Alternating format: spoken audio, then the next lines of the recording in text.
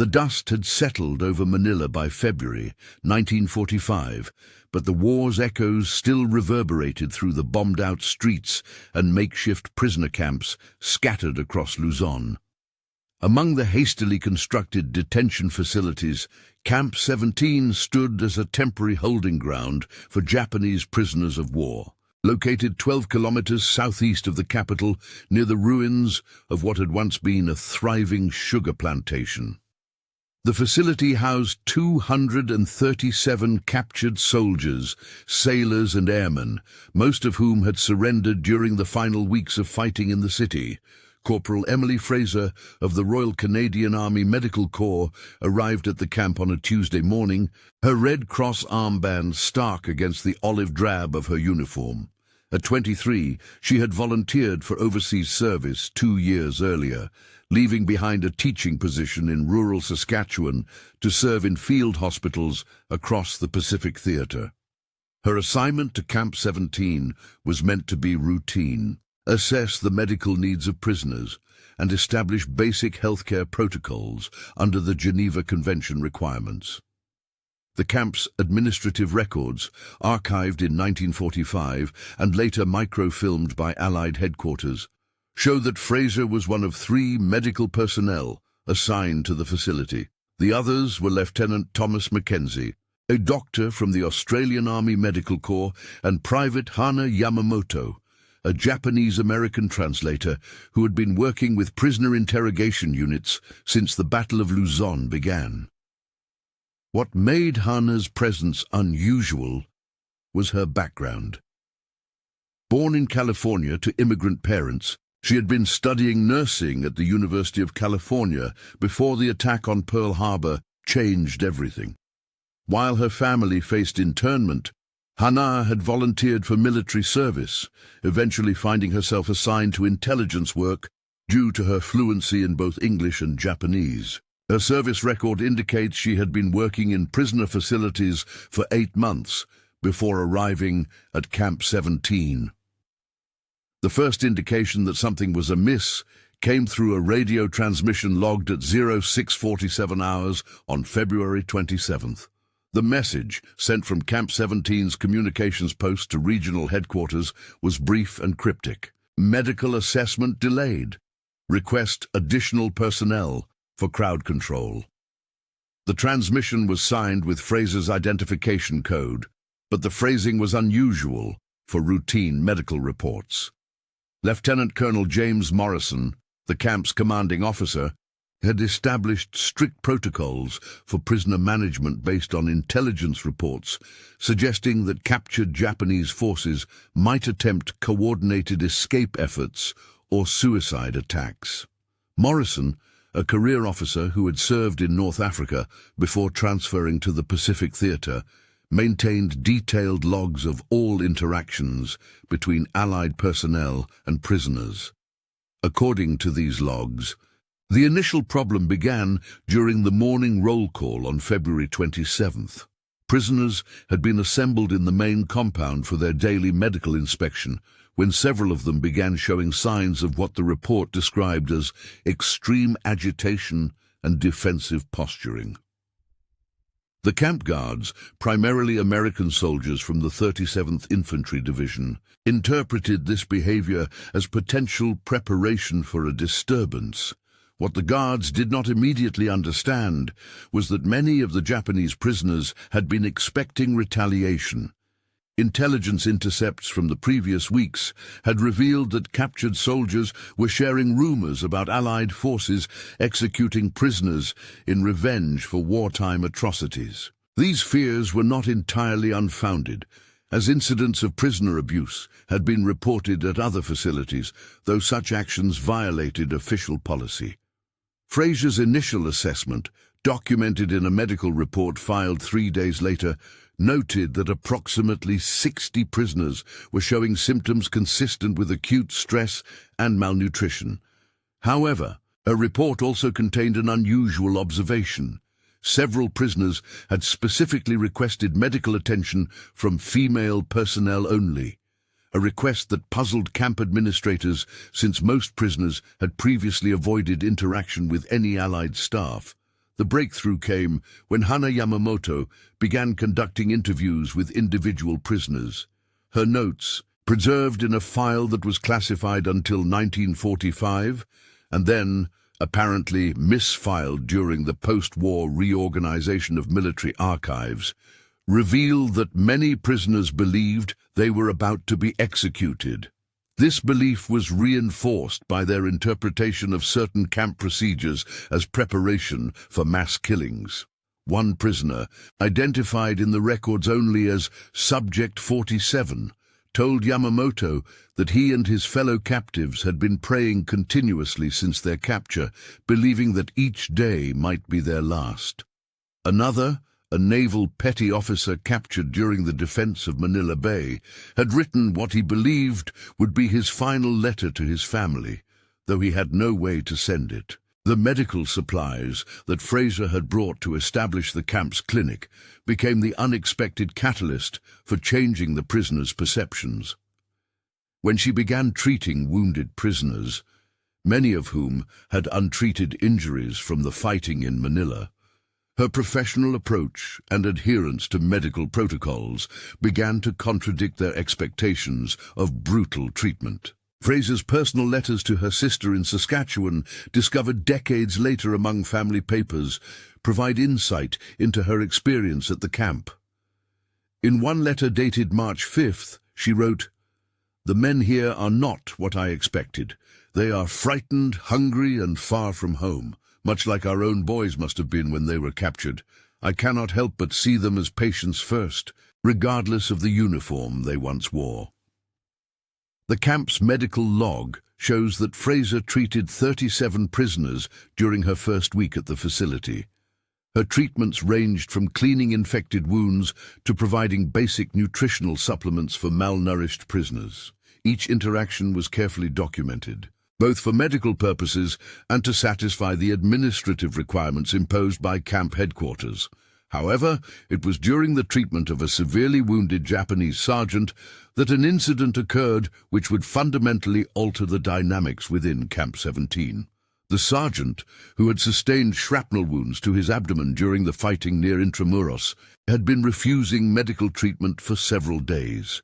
When Fraser approached him with medical supplies, he reportedly became agitated and began shouting in Japanese.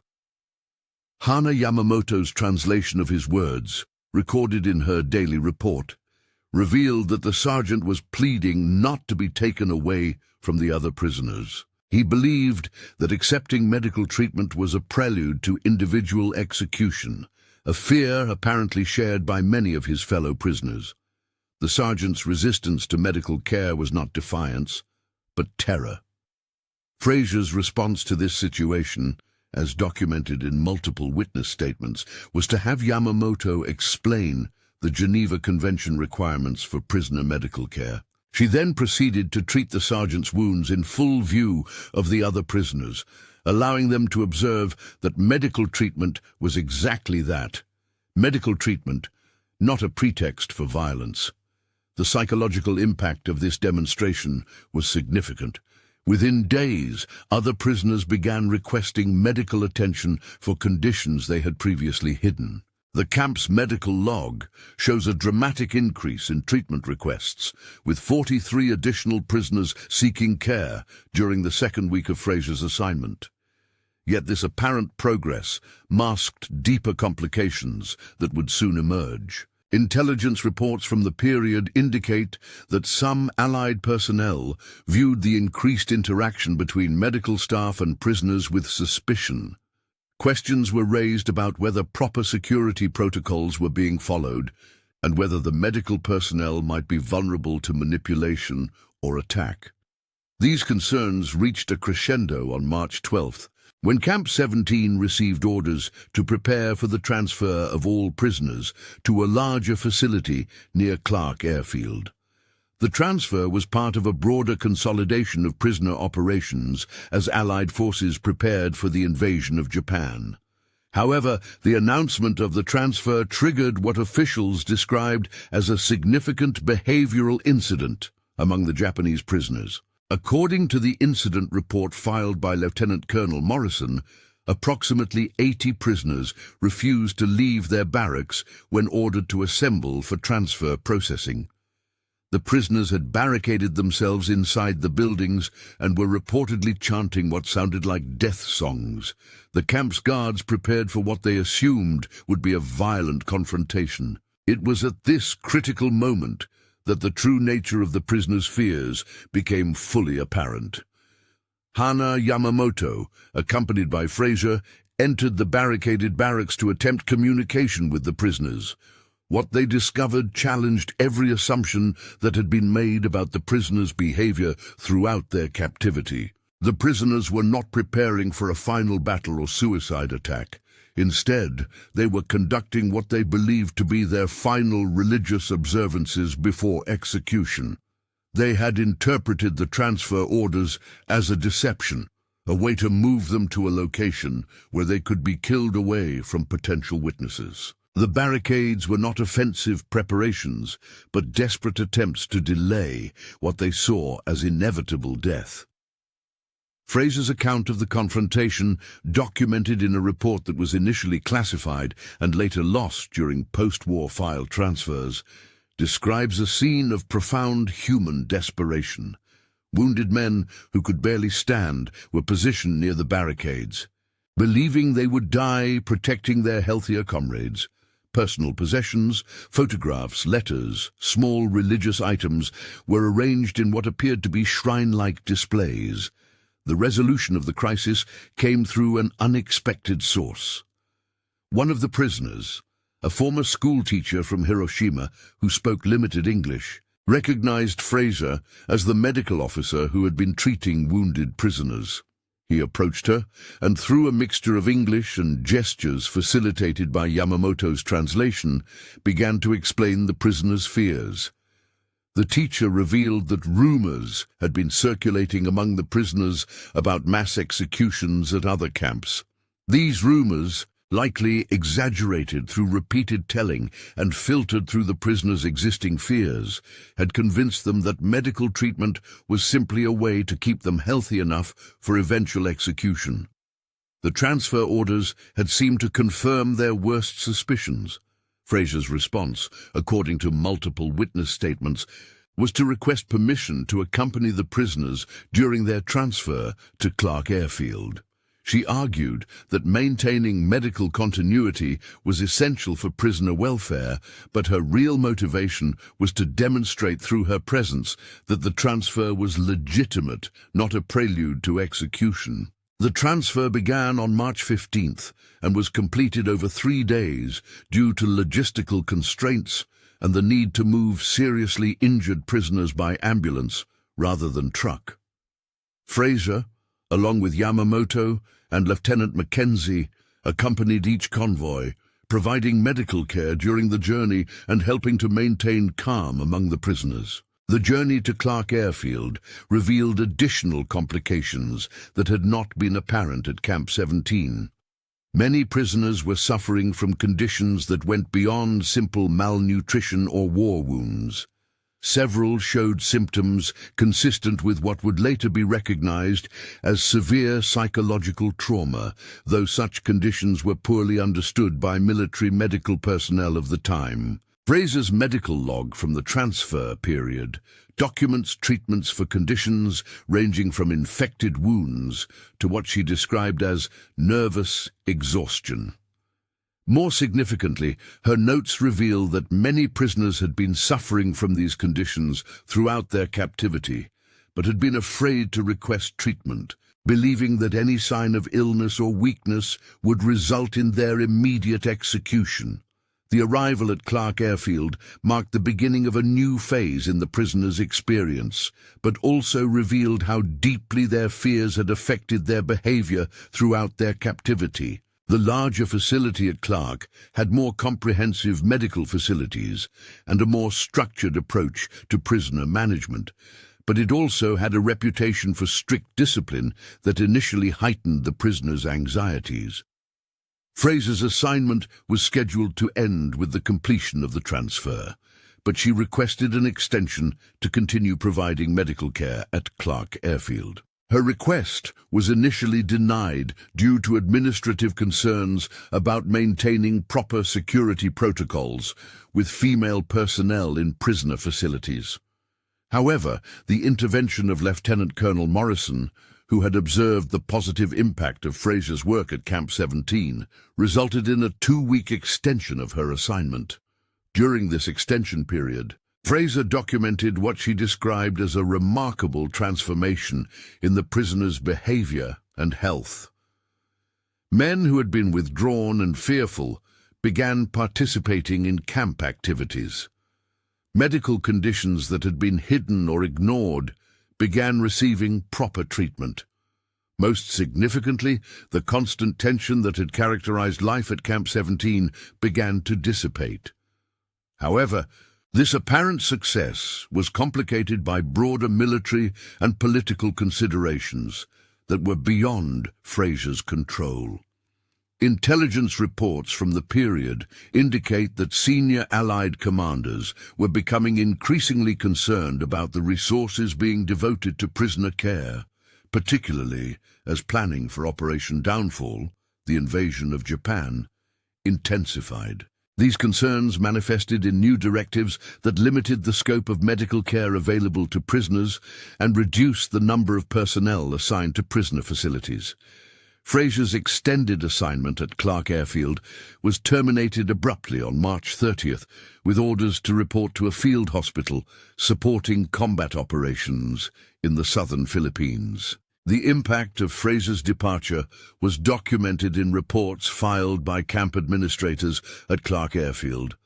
Within days of her leaving, medical requests from prisoners dropped significantly, and several prisoners who had been recovering from serious injuries experienced setbacks that medical staff attributed to psychological factors rather than physical complications. Hana Yamamoto, who remained at Clark Airfield as part of the interrogation and translation staff, documented these changes in her daily reports. Her notes reveal that many prisoners interpreted Fraser's sudden departure as confirmation that the medical care they had been receiving was temporary, a brief reprieve before some form of retaliation or punishment. The broader context of these events was shaped by developments that were largely unknown to the prisoners and even to most Allied personnel at the facility level. Intelligence reports from the period show that Allied planners were increasingly concerned about the logistical challenges of managing large numbers of prisoners during and after the planned invasion of Japan. These concerns led to policy changes that prioritized efficiency over individual prisoner welfare, though such changes were not officially acknowledged in military documentation. The result was a gradual reduction in resources available for prisoner medical care and a shift toward treating prisoners as logistical problems rather than human beings requiring care under international law. Fraser's subsequent assignments took her to field hospitals in Mindanao and later to occupation duties in Japan after the war's end. Her personal papers, discovered after her death in 1978, included correspondence with several former prisoners from Camp 17 and Clark Airfield who had contacted her years later to express gratitude for her medical care. One letter, written in 1952 by the former school teacher who had served as an informal translator during the barracks incident, provides insight into the prisoners' perspective on their treatment. The letter, written in careful English, describes the fear and desperation that had characterized their captivity, but also acknowledges the impact of Fraser's professional medical care on their survival and recovery. The teacher's letter reveals that many prisoners had expected to die in captivity, not from deliberate execution, but from neglect and the cumulative effects of poor conditions. Fraser's medical interventions had not only treated immediate health problems, but had demonstrated that they were being treated as human beings deserving of medical care, regardless of their former enemy status. However, the letter also reveals the lasting psychological impact of their captivity experience. The teacher describes nightmares and anxiety that persisted years after the war's end, and mentions that several former prisoners had struggled to readjust to civilian life in post-war Japan. The fear and trauma experienced during captivity had created wounds that went far deeper than the physical injuries Fraser had treated. Administrative records from Clark Airfield, archived during the post-war demobilization process, show that prisoner mortality rates increased significantly after Fraser's departure. While most deaths were attributed to pre-existing medical conditions or the general effects of malnutrition, medical staff noted that many prisoners seemed to lose the will to recover from treatable conditions. Lieutenant Mackenzie, who remained at Clark Airfield until the facility was closed in August 1945, filed several reports expressing concern about the declining health of prisoners under his care. His reports suggest that the psychological impact of Fraser's departure had created a general sense of hopelessness among the prisoners that interfered with medical treatment efforts. These medical challenges were compounded by broader changes in Allied prisoner policy as the war moved toward its conclusion. The atomic bombings of Hiroshima and Nagasaki in August 1945 dramatically altered the strategic situation, but also created new complications for prisoner management. Many Japanese prisoners became increasingly despondent as news of their homeland's devastation reached the camps through various channels. The surrender of Japan on August 15, 1945, marked the beginning of the end for facilities like Clark Airfield, but the transition from wartime to post-war prisoner management created new challenges. Prisoners who had been enemies were now technically civilians, awaiting repatriation, but the logistics of returning hundreds of thousands of Japanese personnel to their homeland created enormous administrative burdens. Fraser's role in this transition phase was limited, as she had been reassigned to occupation duties with medical units preparing for the administration of defeated Japan. However, her experience with Japanese prisoners at Camp 17 and Clark Airfield had provided her with insights that proved valuable in her subsequent work with civilian populations in occupied territory. Intelligence reports from the immediate post-war period indicate that many former prisoners carried psychological scars from their captivity experience that affected their reintegration into Japanese society. While physical rehabilitation was generally successful, the psychological trauma of captivity, particularly the constant fear of execution, created lasting problems that were poorly understood at the time. Yamamoto's post-war career took her into civilian work as a translator and cultural liaison for occupation forces in Japan.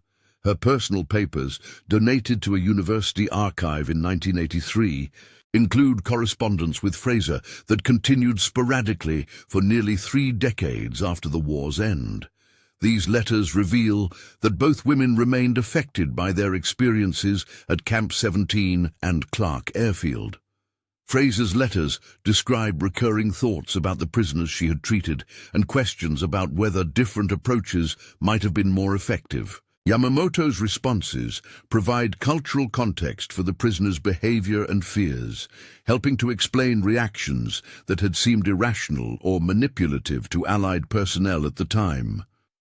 One particularly significant exchange occurred in 1957, when Fraser wrote to Yamamoto asking about rumors she had heard regarding prisoner treatment at other facilities. Fraser had apparently been contacted by a former prisoner who alleged that conditions at some camps had been deliberately harsh and that medical care had been withheld as punishment. Yamamoto's response, preserved in Fraser's personal papers, acknowledged that such incidents had occurred at some facilities, though she emphasized that Camp 17 and Clark Airfield had generally maintained professional standards. However, She also noted that the prisoners' fears had not been entirely unfounded, as reports of abuse and neglect at other facilities had filtered through the prisoner population, intensifying their anxieties about their own treatment. The broader implications of the Camp 17 experience became apparent only through post-war analysis of prisoner management policies and their effectiveness. Military historians studying the period have noted that facilities where medical personnel maintained professional standards and cultural sensitivity generally had better outcomes in terms of prisoner health and cooperation. However, these same historical analyses have also revealed the systemic nature of problems with prisoner treatment throughout the Pacific Theater. Resource constraints, cultural misunderstandings, and inadequate training for personnel working with enemy prisoners created conditions where incidents like those at Camp 17 were almost inevitable. The medical records from Fraser's service, preserved in Canadian military archives, provide detailed documentation of the health conditions she encountered among Japanese prisoners. These records have been valuable to researchers studying the long-term effects of combat stress and captivity trauma, conditions that were poorly understood during the war years. Fraser's documentation reveals patterns of symptoms that would later be recognized as characteristic of what is now known as post-traumatic stress disorder.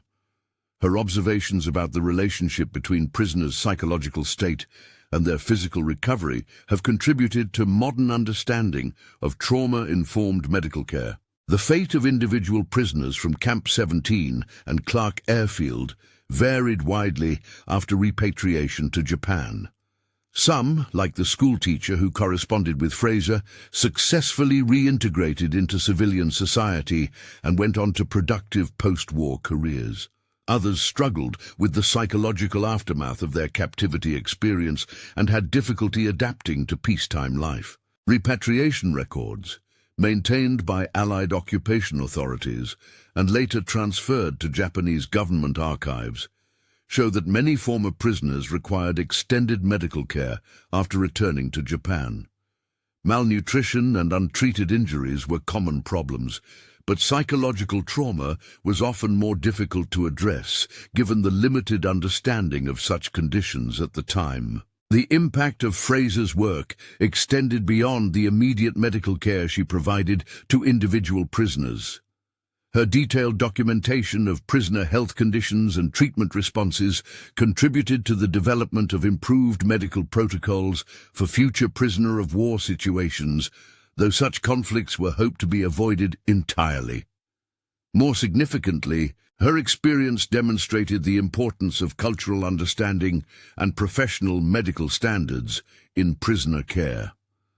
The transformation in prisoner behavior and health that occurred under her care contrasted sharply with the deterioration that followed her departure, providing clear evidence of the impact of individual medical personnel on overall facility conditions.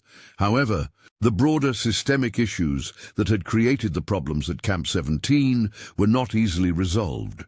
Resource constraints, inadequate personnel training, and conflicting military priorities continued to affect prisoner care throughout the Pacific Theater and into the post-war period. The administrative records from Camp 17 and Clark Airfield were scattered during the post-war demobilization process, with some files transferred to national archives, while others were apparently lost or destroyed. This fragmentation of documentation has made comprehensive analysis of the incidents difficult and has contributed to gaps in historical understanding of prisoner treatment during the period. Fraser's personal records, preserved by her family and later donated to military historians, have provided one of the most complete accounts of prisoner medical care during this period. Her detailed logs and correspondence offer insights into both the challenges faced by medical personnel and the effectiveness of different approaches to prisoner care. The psychological impact of the Camp 17 experience on Fraser herself became apparent through her post-war correspondence and later interviews with military historians. She described feelings of frustration at being unable to continue providing care to prisoners who had clearly benefited from professional medical treatment.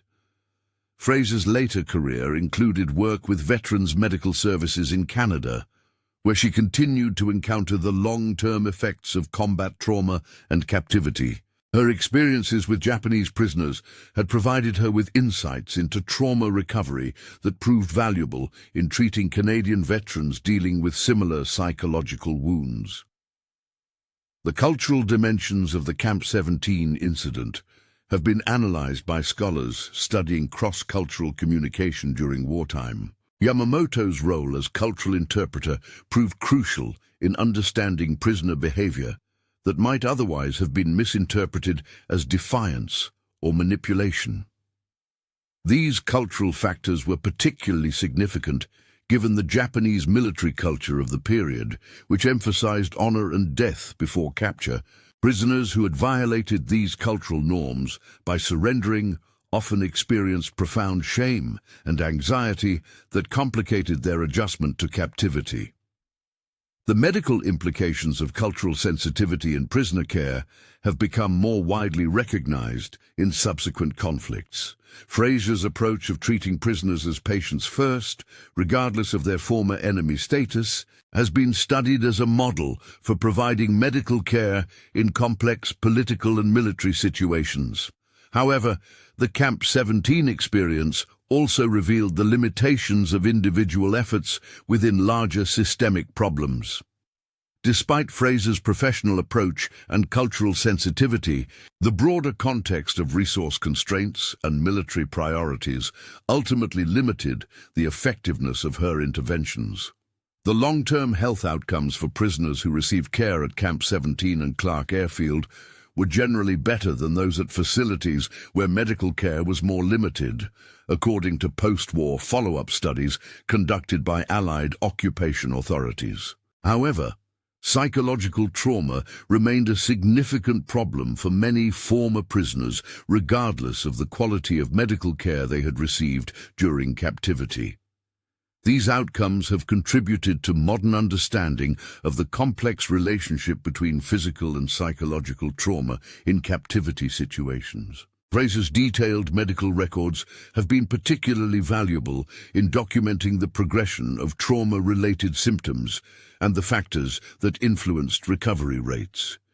The administrative challenges revealed by the Camp 17 incident extended beyond prisoner care to broader questions about military logistics and resource allocation during wartime.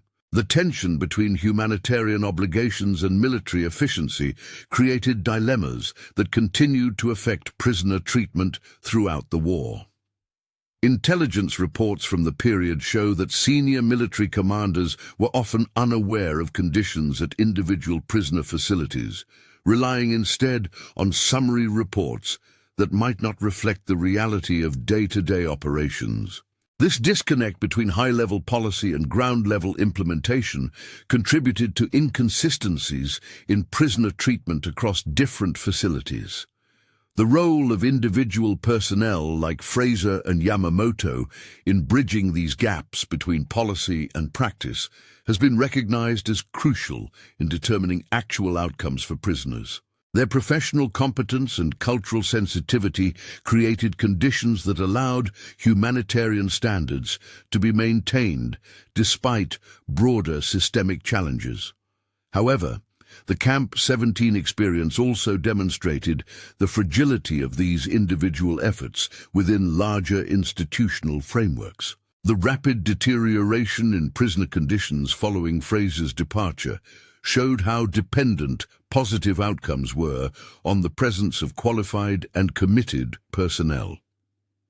The documentation of prisoner medical conditions at Camp 17 has contributed to broader understanding of the health effects of combat and captivity during World War II. Fraser's systematic approach to medical record keeping provided data that has been valuable to researchers studying war-related trauma and recovery patterns.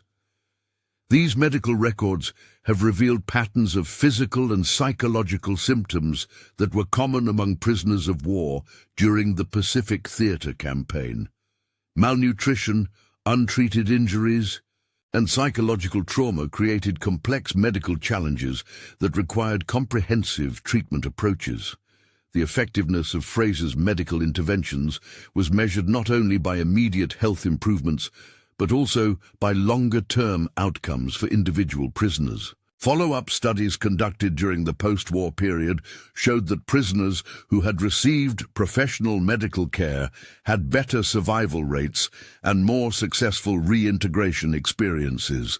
The cultural aspects of medical care revealed by the Camp 17 experience have influenced modern approaches to treating patients from different cultural backgrounds.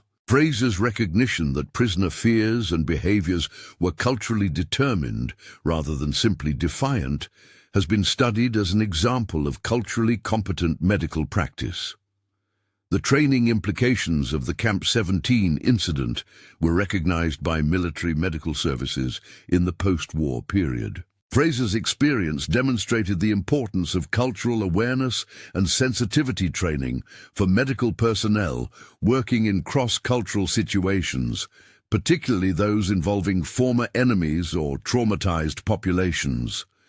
However, the broader military context of prisoner care during World War II limited the extent to which these lessons could be immediately implemented. Resource constraints and competing military priorities often prevented the assignment of adequately trained personnel to prisoner facilities.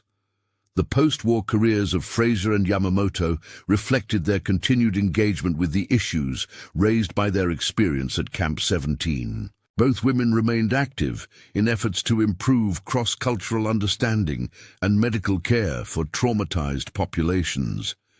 Fraser's work with Canadian Veterans Services provided her with opportunities to apply the insights gained from treating Japanese prisoners to the care of her own countrymen dealing with war trauma. Her understanding of the relationship between physical and psychological recovery proved valuable in developing treatment approaches for combat veterans. Yamamoto's post-war work as a cultural liaison contributed to improved understanding between Japanese and Allied populations during the occupation period. Her experience at Camp 17 had provided her with insights into the psychological impact of defeat and captivity that proved valuable in facilitating cultural communication during the Reconstruction period. The historical significance of the Camp 17 incident extends beyond its immediate impact on the prisoners and personnel involved. The incident has been studied as an example of how individual professional competence and cultural sensitivity can create positive outcomes even within difficult systemic conditions. However, the incident has also been analyzed as an illustration of the limitations of individual efforts within larger institutional frameworks. The improvements achieved during Fraser's assignment were largely reversed after her departure, demonstrating the importance of systemic rather than individual solutions to complex humanitarian challenges.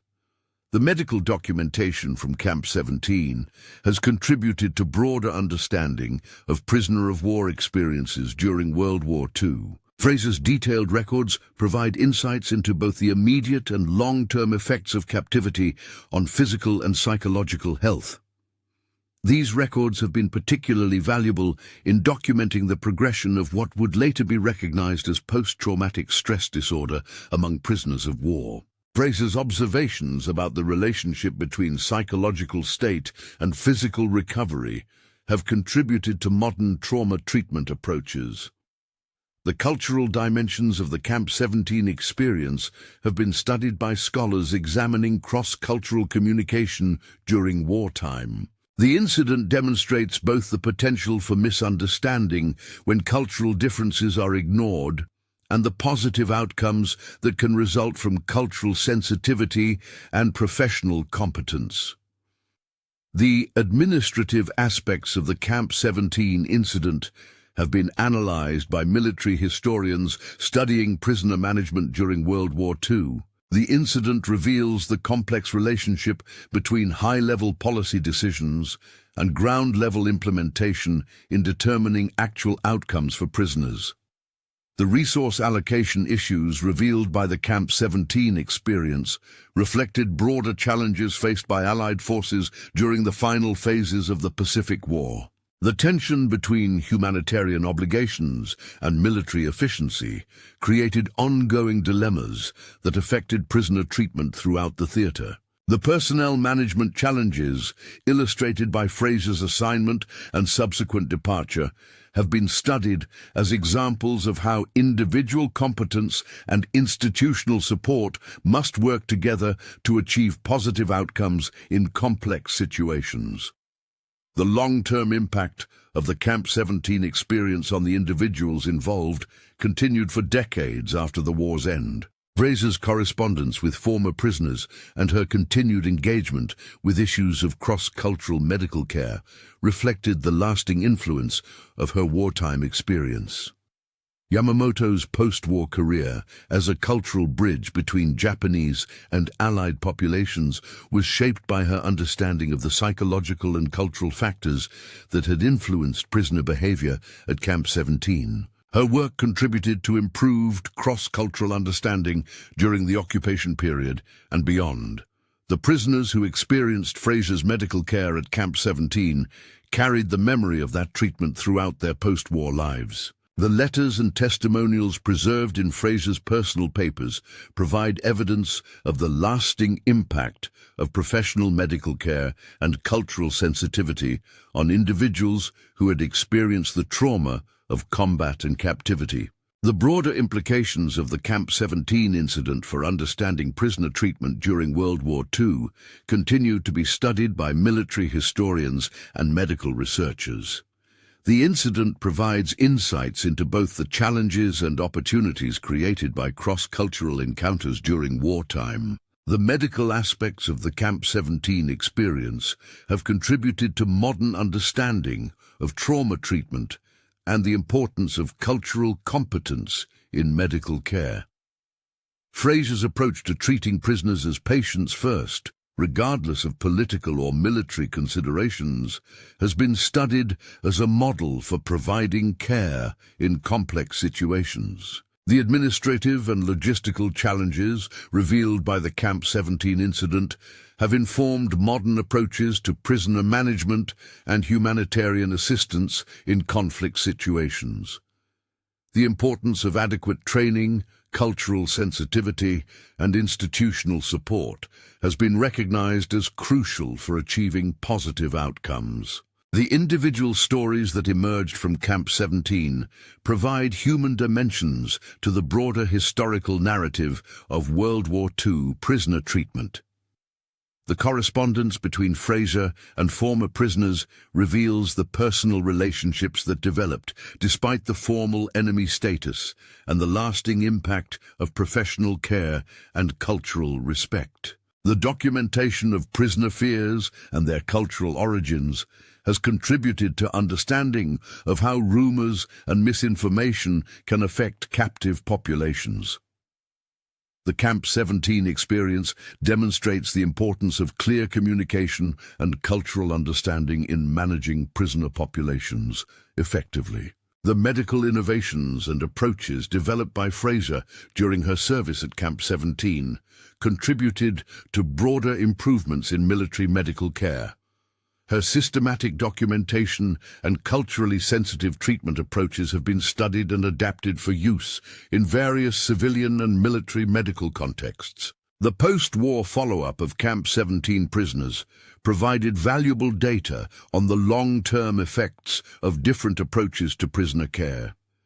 The better outcomes associated with professional medical treatment and cultural sensitivity have supported arguments for maintaining humanitarian standards even in difficult wartime conditions. Yet the fragility of these positive outcomes, as demonstrated by the deterioration following Fraser's departure, has also highlighted the need for systemic rather than individual solutions to complex humanitarian challenges. The Camp 17 experience provides lessons about both the potential for positive individual impact and the limitations of individual efforts within larger institutional frameworks. Until today, military medical archives contain references to the innovative approaches developed at Camp 17, though the specific documentation remains scattered across various repositories. The impact of professional medical care combined with cultural sensitivity continues to influence approaches to treating traumatized populations in both military and civilian contexts, serving as a reminder that even in the midst of war's chaos, individual competence and humanity can create lasting positive change.